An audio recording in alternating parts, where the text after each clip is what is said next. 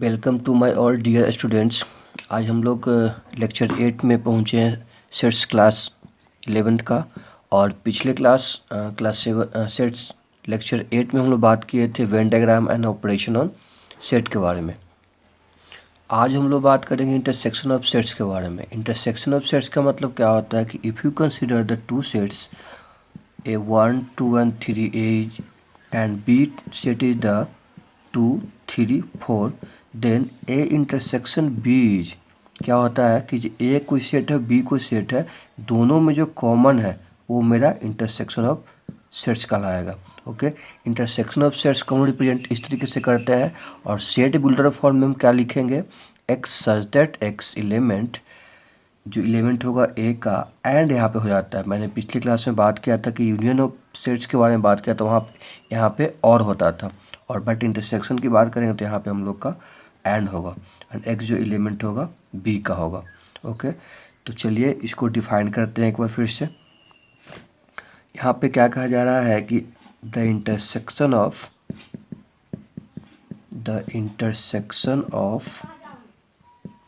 Sets A and B is the set of all element which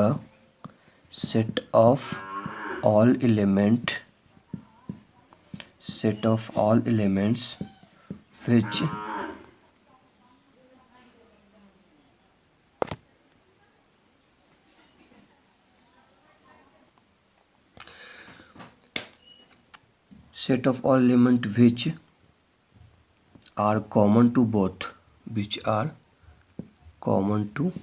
that means कि दो set है हमारे पास ए and B है, तो ए और बी में दोनों में जो कॉमन एलिमेंट होगा जितना भी, वो आपका इंटरसेक्शन ऑफ सेट्स कहलाएगा। Which are common to both A and B. Symbol की अगर बात करें कि सिंबल कैसे रिप्रेजेंट करेंगे इंटरसेक्शन ऑफ सेट्स को, तो सिंबल हम लोग इस तरीके से करेंगे। यूनियन हम लोग क्या किए, इसको ऊपर यू के द्वारा रिप्रेजेंट किया जाता था, simply we can understand. And intersection की बात करें तो बीसी को भी उल्टा कर देना है। Okay, symbol use to denote the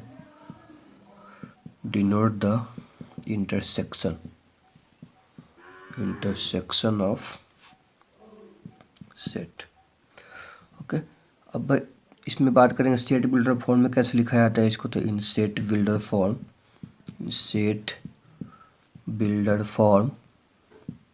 use to write A intersection B.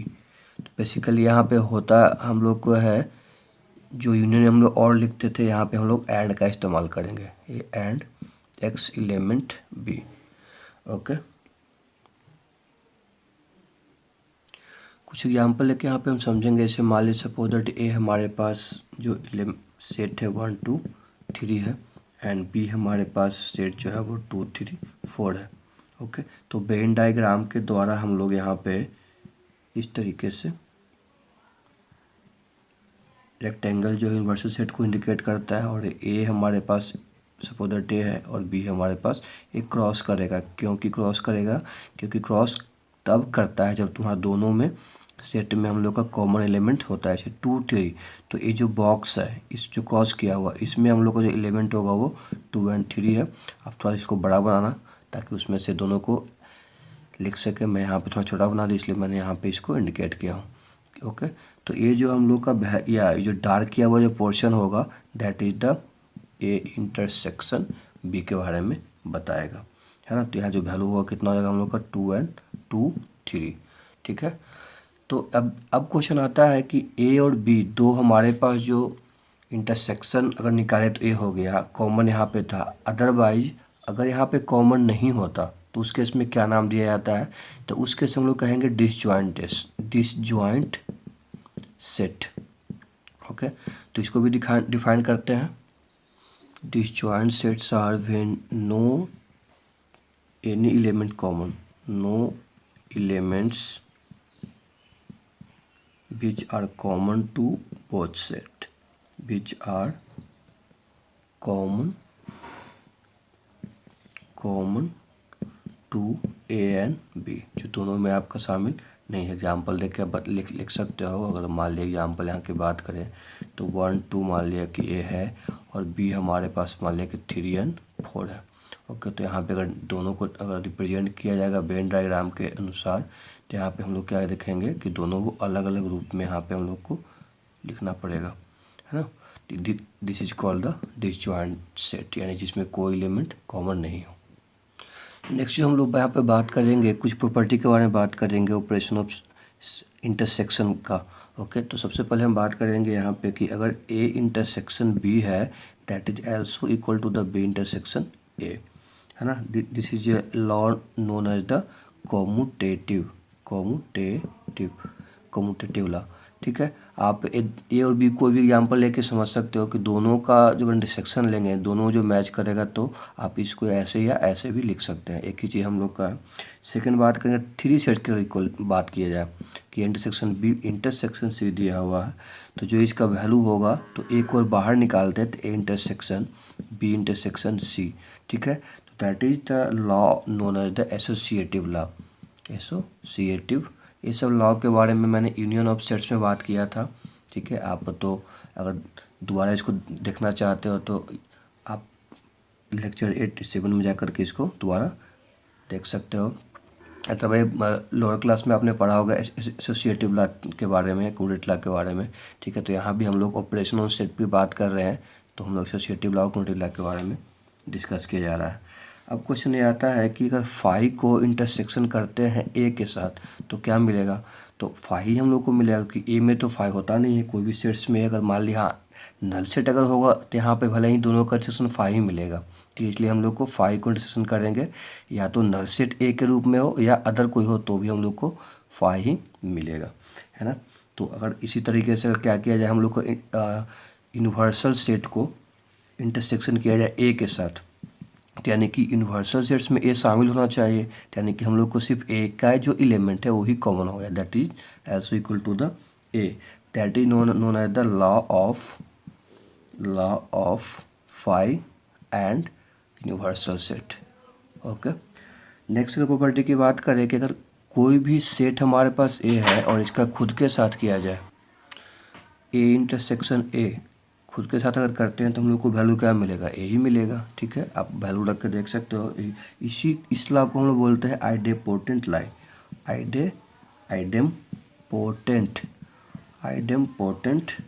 Law consider करेंगे। ओके, एक लॉ हम लोग के और है कि ए इंटरसेक्शन, और इसको ब्रैकेट के रूप में डाल दिया, स्मॉल ब्रैकेट में बी यूनियन सी अगर है, तो ए यहाँ जो वैल्यू होता है वो ए इंटरसेक्शन बी, है ना, और यूनियन बीच में आ जाता है, and same A intersection C इक्वल होता है। अभी मैं इसी को प्रूव करूँगा कैसे होता है, लेकिन एक चीज़ कंसीडर करना है यहाँ पे। एक और अगर लॉ की बात करें तो हम लोग को प्रॉपर्टी में आता है कि ए अगर सबसेट है बी का, यानी ए का साइड एलिमेंट बी में शामिल है, देन अगर यहाँ पे ए इंटरसेक्शन बी की वैल्यू फाइंड आउट किया था, हम लोग को यहाँ पे ए के रूप में ही मिलेगा, क्योंकि बी के साथ जो मैच करेगा वही तो आप लिखोगे ना। तो ए में जो एलिमेंट है वो बी में मतलब है, यहाँ पर पहले ही बताया गया है। Okay, that's why A intersection B is equal to A whenever the A subset of B. अब इसकी अगर यहाँ वेन डायग्राम को अगर प्रूव करने की बात की तो यहाँ पे कंसीडर करते हैं। ठीक है, जैसे कि यहाँ पे 3 सेट की बात किया जा रहा है, तो सबसे पहले क्या करेंगे, हम लोग यहाँ पे बात करेंगे, एक रेक्टेंगल लेंगे। ठीक है, इस रेक्टेंगल के द्वारा हमें क्या थिंक करना है कि सपोज दैट हमारे पास एक ए हो गया, बी हो गया और हम लोग का सी हो गया, ए बी एंड सी। यहाँ पे ध्यान रखना है, यहाँ पे क्या कहा जा रहा है कि बी यूनियन सी है, ए के साथ इंटरसेक्शन करना है। तो पहले बी यूनियन सी की अगर बात करेंगे तो क्या मिलेगा, तो हम लोग को पूरा जो एलिमेंट ए होगा, ठीक है, जो डार्केस्ट पास्ट होगा, हम लोग क्या हो जाएगा, वो बी यूनियन सी के बारे में बात करेगा। ठीक है, तो बी यूनियन सी कहने का मतलब क्या बोल रहा है कि जो बी का पार्ट होगा, जो सी का पार्ट्स होगा, वो सब हमने इसमें इंक्लूड होगा।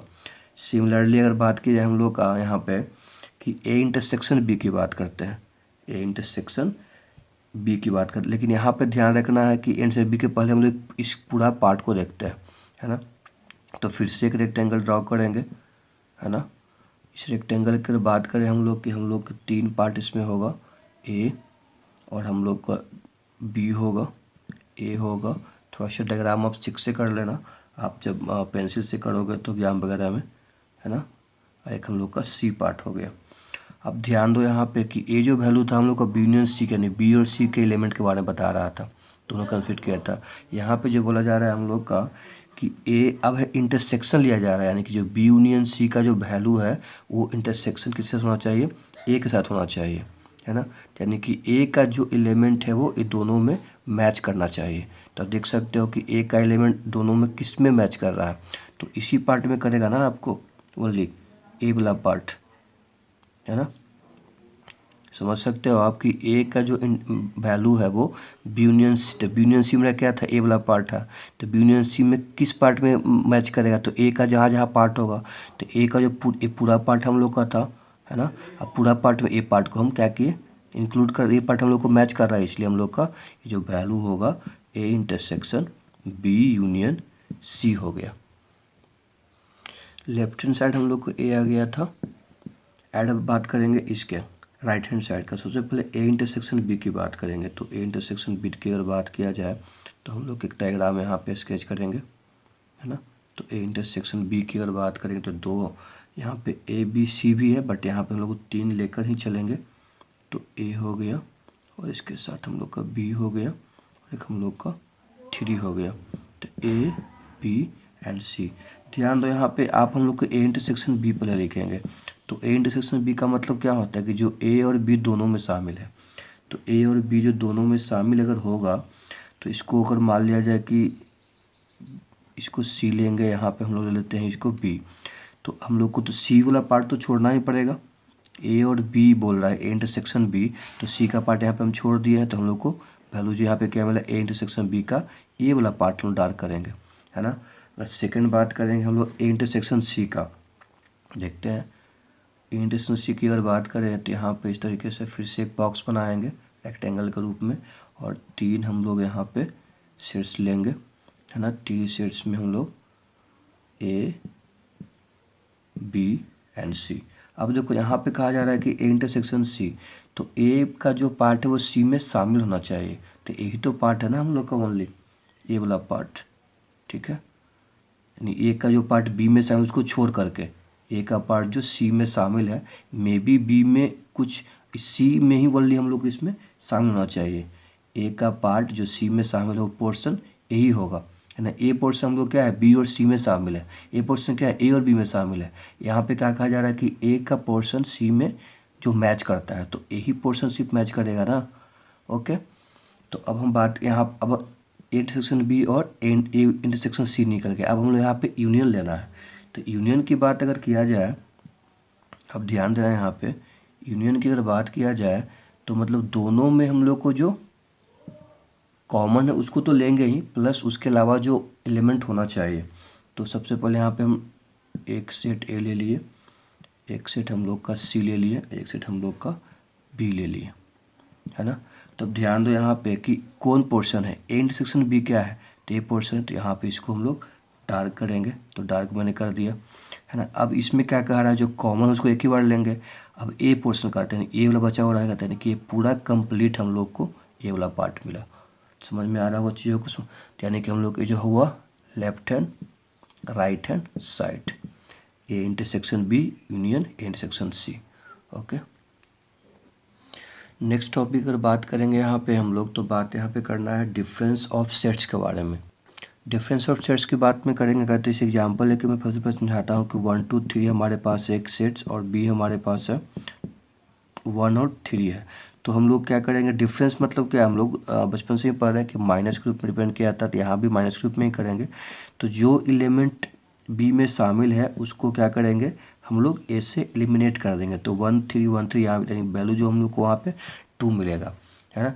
अगर इसी डिफरेंस ऑफ सेट्स को सेट बिल्डर फॉर्म में लिखा जाए तो x such that x element हम लोग का यहाँ पे ए होगा, एंड जो है वह हम लोग लिखेंगे यहाँ पे and X not in the B, है ना। तो इस रूप में सेट बिल्डर फॉर्म में हम लोग इसको सिंपली लिखेंगे। और इस अगर हम रिप्रेजेंट करें बाय द वेन डायग्राम के अकॉर्डिंग तो हम लोग को दो सेट्स क्रॉस करते हुए लेना पड़ेगा ए एंड बी। तो क्या कहा जा रहा है कि ए माइनस बी का मतलब क्या होता है कि ए का वैसा पार्ट जो बी में शामिल नहीं हो। तो यही तो पार्ट है ना हम लोग का, जो शेयर किया हुआ जो पार्ट हो हम लोग का ए माइनस बी को रिप्रेजेंट करता है, that is the difference of sets को रिप्रेजेंट करता है। इसको डिफाइन करते हैं कि set of elements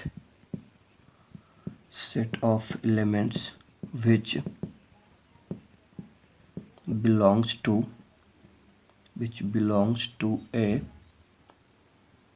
but not to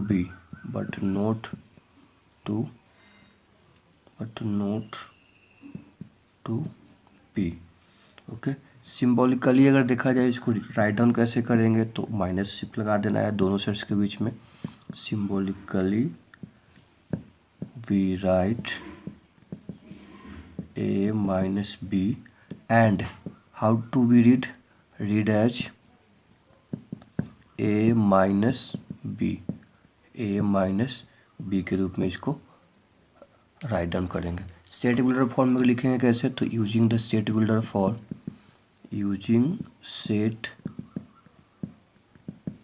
builder notation we can rewrite the different in set builder form, write the definition of difference set के difference को लिखा जाए तो हम लोग कैसे लिख सकते हैं कि a minus B is x such that x element a and x not in p, है ना। इसको एलिमेंट का जो सिंबल बताया था मैंने उसको बीच में से क्रॉस कर देना है ना। वेन डायग्राम के अकॉर्डिंग मैंने बता दिया।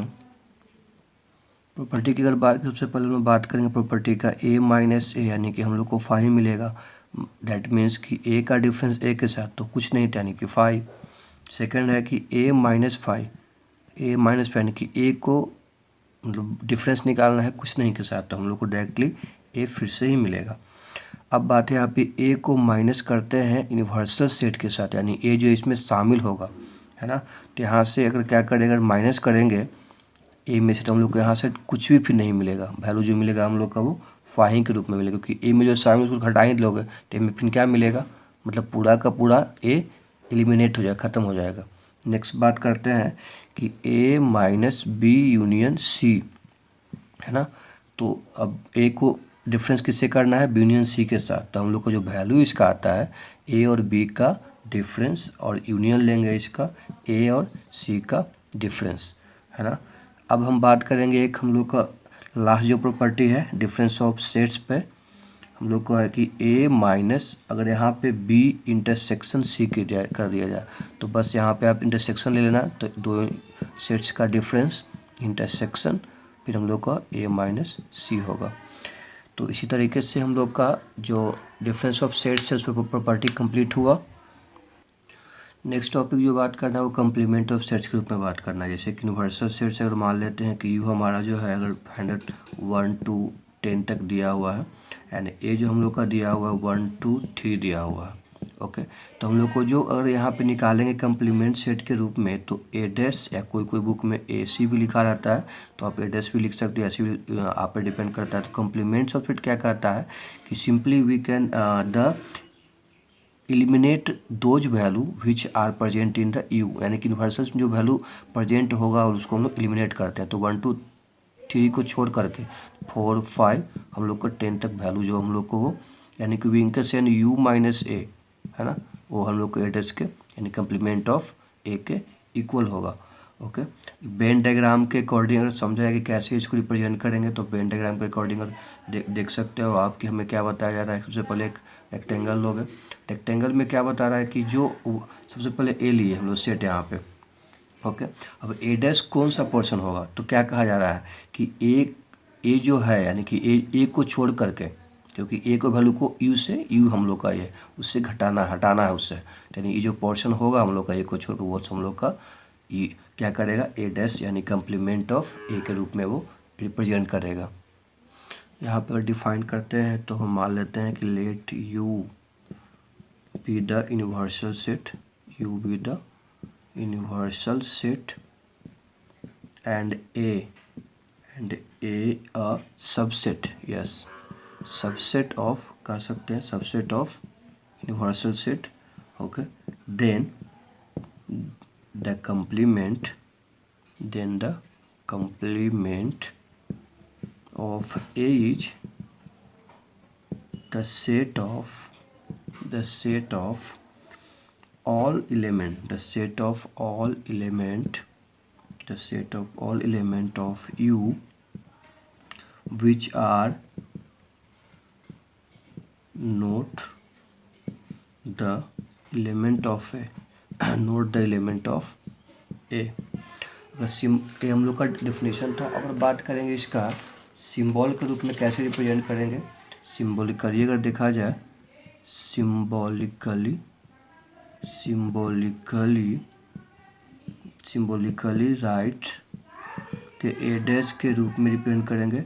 और सेट बिल्डर फॉर्म में अगर बात किया जाए कि सेट बिल्डर फॉर्म में, इन सेट बिल्डर फॉर्म में अगर बात करेंगे हम लोग यहाँ पे, तो क्या होगा हम लोग का ए डैश, तो यहाँ पे एक्स सच दैट एक्स जो एलिमेंट होगा यू का होगा, एंड एक्स जो होगा वो यहाँ पे अगर फिर से अगर दोबारा लिखेंगे हम तो एंड एक्स जो एलिमेंट ए में शामिल नहीं है ना।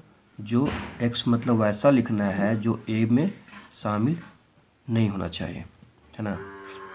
इसको इस रूप में हम लोग रिप्रेजेंट कर सकते हैं। वी कैन सेट ओनली जो वैल्यू है ए डैश, इसको ए डैश बराबर क्या लिख सकते हो आप, यू माइनस ए के रूप में भी लिख सकते हैं।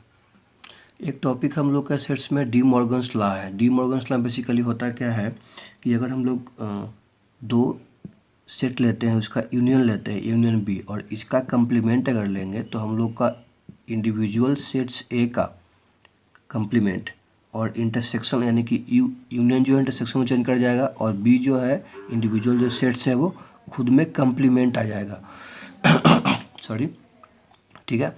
तो इसी तरीके से ए इंटरसेक्शन बी की अगर बात करते हैं, है ना, तो इसका भी कंप्लीमेंट अगर लेंगे तो क्या होगा हम लोग का ए का कंप्लीमेंट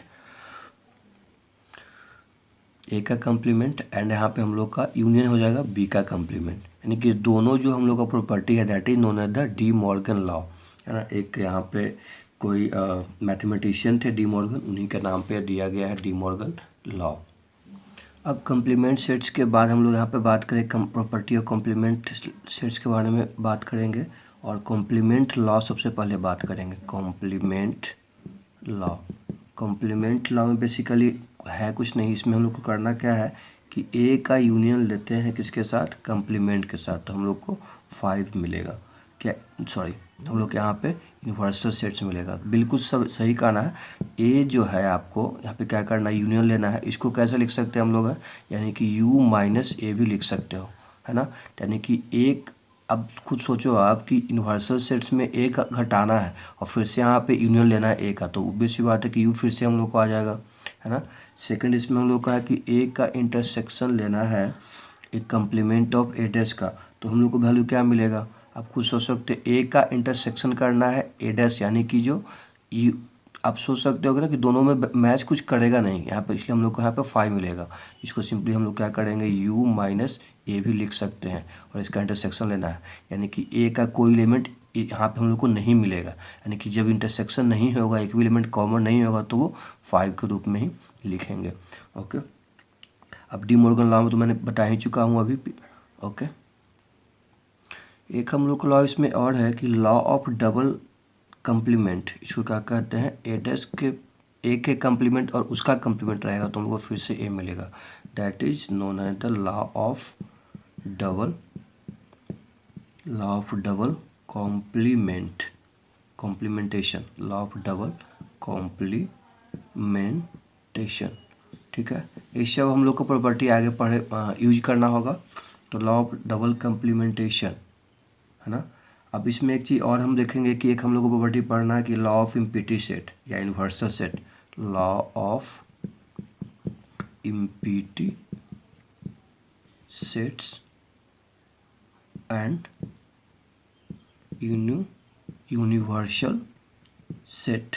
तो जैसे कि कंप्लीमेंट निकालते हैं कि एम्प्टी सेट्स का, तो बेसिक बात है इसका यू ही आएगा। इसको लिखें कैसे, u माइनस फाइव, है ना। तो आप खुद सोच सकते हो कि u में हमको फाइव नहीं घटाना है, तो कुछ नहीं घटाना, तो u फिर से आ जाएगा, है ना।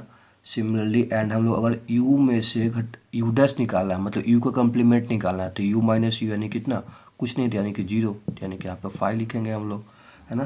तो इस तरीके से हम लोग को जो क्या है कि एनसीईआरटी में अगर एक्सरसाइज 1.5 तक आप कैपेबल हो करने के लिए, तो आप खुद से इस चीज़ को कीजिएगा। और अगले क्लास में हम लोग बात करेंगे कि इसमें 1.5 में कुछ जो इम्पोर्टेंट क्वेश्चन है मैं उसको यहाँ पे सॉल्व करूँगा। और इसके अलावा कुछ प्रूफ जो है 3 सेट्स को लेकर के 2 सेट्स को लेकर के बाय द वेन डायग्राम के द्वारा हम लोग वहाँ पे प्रूफ करेंगे। और उसके बाद हम लोग मूव करेंगे वर्ड प्रॉब्लम को सॉल्व करने के लिए। कुछ लॉ यहाँ पे है, कुछ हम लोग को फॉर्मूला ड्राइव करेंगे। ओके दोस्तों, तो my dear students, if you अगर यहाँ पे जो भी टॉपिक आपको इसमें से कुछ समझ में आया होगा तो आप अपने फ्रेंड को भी शेयर कर सकते हैं और हमारे चैनल को सब्सक्राइब कर सकते हैं। Thank you.